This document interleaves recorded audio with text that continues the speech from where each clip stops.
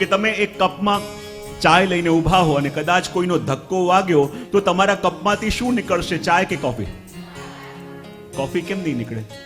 જે હોય એ નીકળે, બરાબર?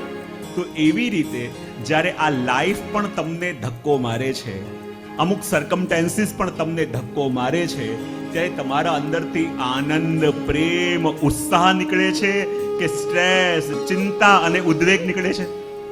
જ્યારે કોઈ ટેન્શન કરાવે, કોઈ ચિંતા કરાવે, જ્યારે કોઈ લાઈફ ધક્કો મારે તો આનંદ, પ્રેમ અને ઉત્સાહ નીકળે છે કે ચિંતા, ઉદ્વેગ અને સ્ટ્રેસ નીકળે છે?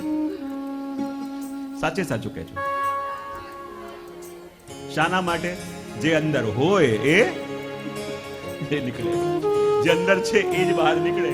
તો જો કરવું શું, કે જે અંદર ભર્યું હશે એ આપણે આપી શકીશું. તો આ ભાગવત શું છે? આ પ્રેમ શાસ્ત્ર છે. આ ભાગવત શું છે? આ પ્રેમ ગ્રંથ છે.